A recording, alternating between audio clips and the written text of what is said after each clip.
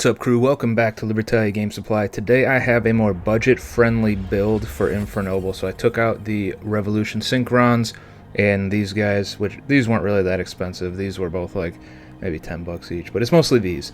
Adding these to the deck make it like 150 bucks or so more expensive, and it changes the way the extra deck is built. So I guess technically it would be slightly more expensive here as well. But this build here that you're looking at, Baron, DeFleur, and all, is about 150 bucks for the whole thing. So the cost of these three is the cost of this entire deck, and if you don't believe me, I made a spreadsheet. There it is. Boom. Suck it.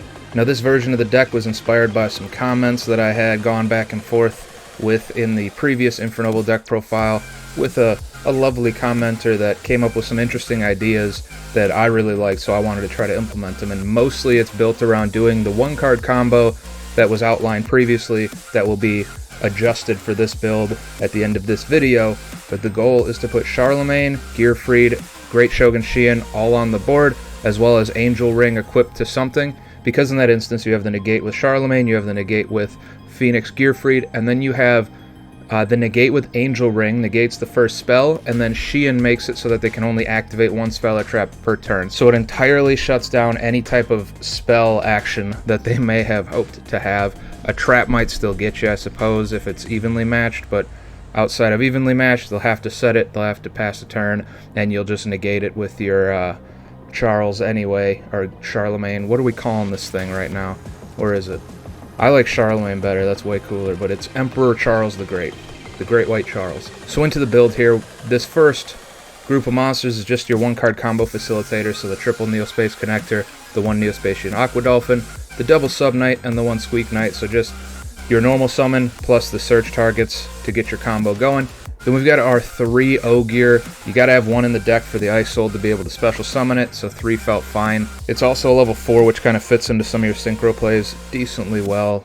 And really after turn 1, spare bodies end up just being like link material anyway, so the 3 felt more than fine. I don't think that cutting it to 2 would have made the deck feel any more or less consistent, so personal preference maybe. I did cut the Turpin down to 2, and then the Ricardetto is still at 1 like it was before, so 1 of each. The reason being is if you happen to draw either of them, it doesn't change your combo at all, because they both their effects will both still activate whenever you would have needed them to previously. You just didn't have to go through the trouble of dumping this or searching this, so the combo still completely operates the way that it normally would have, and then you can just use your dump and your search for something else. We've got the triple Renault. This is one of my favorite cards in the deck right now. It's a tuner, a level 1 tuner, so it helps access some of your extra deck. It also can just be link spam material because it costs you nothing to summon it, and then its effect to start putting stuff from your graveyard back into your hand becomes really useful for if you get into a grind game, if you're getting into turns 2, 3, 4, whatever, just being able to recycle stuff. And then even like if you use your Gearfried to summon Baron, and then you can recycle it back to your hand and summon it again with Renault or something, like just really good. I like it at 3 a lot.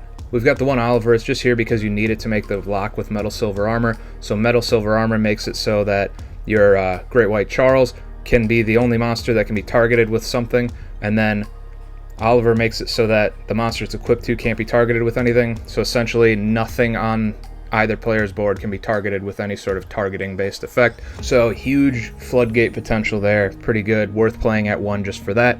We've got the one Roland. It's a search target if you happen to open your Eka the Flame Buddy or whatever else. It's a quick play equip effect from your hand. So ultimately it just works as a hand trap that pops 1 on your opponent's turn when they do whatever and you want to clear it real quick. You just quick play activate, equip it to something, and then the Great White Charles using the miniature Charles effect will just pop something on the board. So seemed like some decent potential there. It's also just a backup search target if you're going to draw some of the stuff that you would have searched, and so why not have extra search targets in the deck. We've got the one Phoenix Gearfried. I've considered bumping it to 2, but 1 seems fine because you're able to recycle it pretty easily, and usually if you can set up the board that you're trying to set up, you're gonna win. As long as you don't get hand trapped, you're gonna win because you just shut down everything. I suppose I could see you bumping it to 2 if you intend to use it for like level 10 synchro plays, if you wanted to play other ones on top of this. I did not, obviously, and so the 1 is fine. Then we've got the one Bradamante. It's essentially a searchable terraforming for equip spells, more or less. So it's an Infernoble, so you can search it with anything that would search an Infernoble or Fire Warrior. Then you can discard it from your hand, target a warrior you control, and then equip it with an equip spell from your deck that it is like an appropriate equip target. So the only thing that would really limit you from equipping it from the deck would be Angel Ring, because it requires that the monster already have something equipped to it, which isn't hard to do, but it just is a hurdle you would have to jump. Otherwise, every other equip spell, you can just do that. You can just discard, equip it right out of your deck, boom, done. So to have something searchable that is searchable to like half of your spell count is pretty impressive. We've got the one Fire Flint Lady, similar to Renault. It's just a free special summon on board, costs you nothing, and then it is just Link spam material. We went heavy on the Link monsters in this one.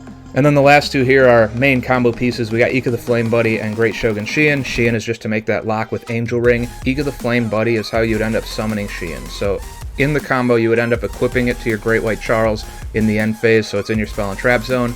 In your opponent's turn, on their standby phase, or in your own, but it's going to be on your opponent's standby phase, your Rota the Heavenly General will target the Great White Charles, special summoning the Ika the Flame Buddy in its other zone that it points to. So it'll be, whichever other arrow, you got to leave one open.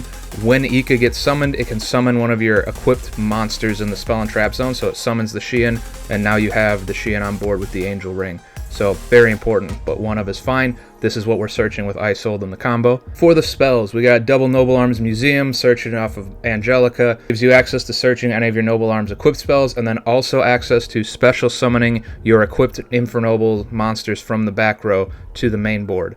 I'm playing Triple Durandal. It searches a Fire Warrior, level 5 or lower, when you equip it and then pop itself to activate that effect. That can search everything in the deck other than Gearfried, Sheen, and then these Neospatians. So every other monster is searchable off of Durandal, making it a pretty easy 3 of in my opinion. Its secondary effect to special summon a level 5 or lower Fire Warrior when it gets sent to the graveyard while equipped to something can also end up being useful, especially after that turn 1 combo. You're going to end up with extras of these, so just having them equipped to something if you don't need the search, so then you get the recursion afterwards is fine too.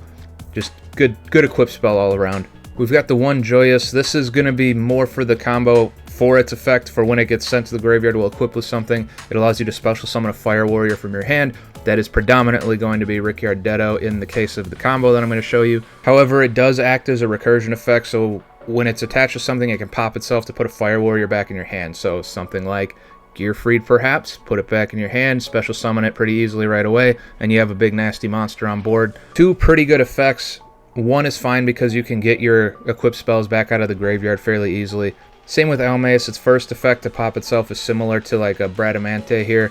It can target an Infernoble equip spell on your deck or graveyard, equip it to a monster that it is appropriate to equip to, and then it pops itself. Its secondary effect is like the inverse of the Joyous. When it gets sent to the graveyard while equipped with something, it lets you put one of your Fire Warriors back in your hand, so same deal, give me that Gearfried back. The one Angel Ring to create that lock with Shogun Sheen. This thing is nuts. That's the only thing that wasn't accounted for within the spreadsheet that I gave you, is this doesn't exist yet in the TCG. We can't know what rarity it's going to be, thus how much it's probably going to cost. Even if it's a secret rare, I wouldn't see it being more than like 10 to 15 after release.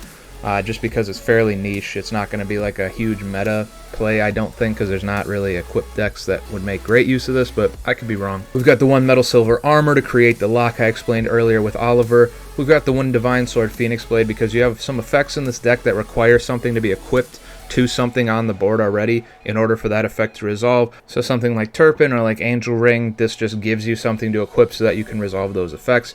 It also is just, once you get going, your graveyard gets so filled up with warrior monsters that it's just like free 300 attack points at a certain point, or you just put it back in your hand for discard fodder, whatever it ends up being. It's just a really good utility card. The one Living Fossil is just an equipped spell. Monster Reborn. We got 2 Heritage of the Chalice. Side note, this thing is so expensive because it was only printed in its original Ultra Rare and then as a Prismatic Secret Rare in the Megatons that year. So hopefully you guys had these already, because I think I got these for like $1 or $2 way back when and just kind of held on to them. So got lucky there. Hopefully you guys did as well. Just a really good searcher. Adds a Noble Knight or Noble Arms card from your deck to your hand, and it can put itself back in your hand if Noble Knight that is equipped with a Noble Arms gets killed while it's in the graveyard. Just boom, right back in the hand, gives you some follow-up on the next play. 1 Rota because it's a warrior deck, 1 call by because hand traps will absolutely ruin you, 1 instant fusion. This is, Thinking was you would just special summon the Flame Swordsman because it just feels like it fits so well. It's a fire warrior. Probably going to end up using it as a link fodder though more than anything, so you could cut this and play a different extra deck monster. I just liked the, any chance I get to play an old nostalgic card, I'm going to take it. That's just the kind of guy that I am. And then we got the double Dark Ruler no more in case we end up going second. In the extra deck, we've got the 1 Flame Swordsman. We've got the Synchro Roland, so this is going to be what you use to make Charles, because it's going to get special summoned off of Angelica's effect, and then it's going to get equipped with something. That something will get special summoned off of Museum, and then they'll synchro away into the Charles. When it's in your graveyard, it's great because it's got a quick effect, equip effect. Man, that's a hard one to say.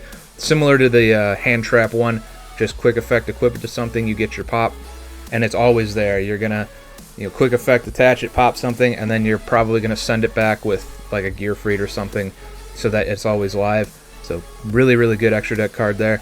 The 1 Angelica main combo piece. When it's summoned, it searches your Noble Arms Museum. Well, anything that mentions Infernoble Knight Emperor Charles, but it searches the Noble Arms Museum, let's be real. Then if you were to target it with something, it can just banish itself, dump a Fire Warrior, and then special summon a Roland, so either one.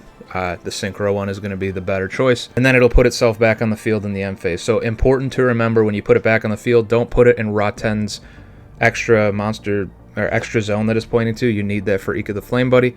We've got double Charles in case something happens to the first one because we need the Great White Charles on board. We've got 1 Baron de Fleur because it is ridiculous. For the Xyz monsters, we've got 1 Artorgus. It's a main combo piece. On summon, it can equip up to 3 Noble Arms equip spells from your graveyard. In the combo, it's Darendelle and Joyeuse. Then you can detach to pop back row equal to the number of Noble Arms you have equipped to it. And then you're going to link it away into Roten the Heavenly General because you get even more pluses there, meaning that whatever is equipped to it gets the effect from when it gets sent well equipped. That's what we're using it for. We're also playing around with the Custonin right now because it's targeting but non-destruction effect. So you're probably only ever going to summon it with 2 level 4s, but you can then detach the 2 to bounce 2 cards back to the hand. Decent effect there. Felt like it was worth playing, and it is like 10 cents, so when the goal is to build it as budget as possible, having this kind of removal for like $0 felt like a good choice, but this could be cut and replaced with something else if you wanted to get fancy. We've got the 1 Great White Charles. I love this card. It is ridiculous, an absolute tank. It's got its own effect negation. It's got the pop effect from the miniature Charles. It can equip stuff to itself during the end phase. It facilitates so much of this deck. I might end up bumping this to 2. I mean, I'm already playing 2 of those, but honestly, once it hits the board, it's pretty much just there. Because if you manage to get that far, they probably don't have a hand trap to stop you, and then the rest of that combo goes through and it's game over. We've got the double Ice Soul, the combo starter. 2 felt like an okay decision. If the first one gets popped or stopped, you just make a new one and you can do the combo anyway. We've got the 1 Roten the Heavenly General. This thing is fantastic for being just a common. So you're going to summon it off of Isold and Artorgus in the combo. During the standby phase, target a monster it points to, and then you special summon a level 4 or lower monster with the same type as that monster from your hand to its extra zone that it's pointing to. So that's how you're summoning the Ika. It's going to be pointing to the Great White Charles. It'll summon the Ika. Ika will summon the Great Shogun Sheen. But even after that, you're probably going to link the Ika away. And then if you end up with that zone being empty again, you would just special summon other Fire Warriors from your hand. So always pluses. Also, at the start of the battle phase, you can just target a card your opponent controls and pop it. So you get a free, like, back row pop if you want.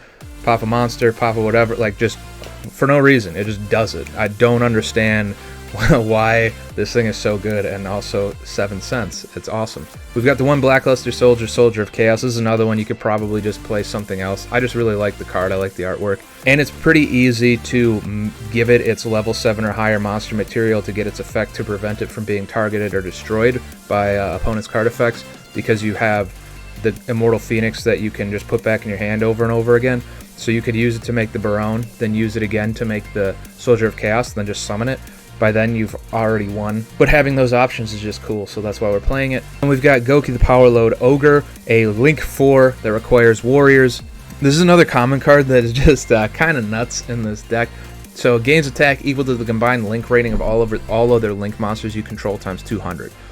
that can get humongous really fast, because this deck, if you wanted to play it that way, can just link summon everything. You can just link summon a whole board out there, and then when you summon this thing, it gains like 3,000 attack. It becomes a 5,000, 6,000 attack beater. But even better is it's a board wipe. So when it's on the field, you contribute a Goku link monster, so just itself in this instance, and then target cards on the field up to its link rating and destroy them. So it pops 4. You can link summon it with 4, pop 4 cards on the field, and then just keep playing. And the deck is so good at just putting bodies on board over and over and over again, it almost doesn't even really cost you anything, and it just removes so much. So another like 10-cent common that just is so much fun in this deck.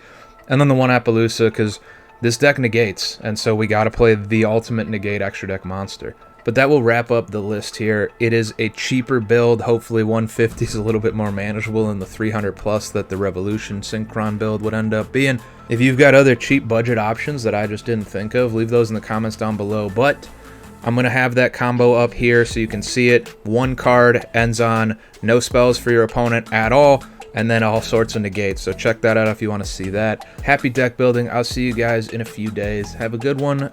Bye.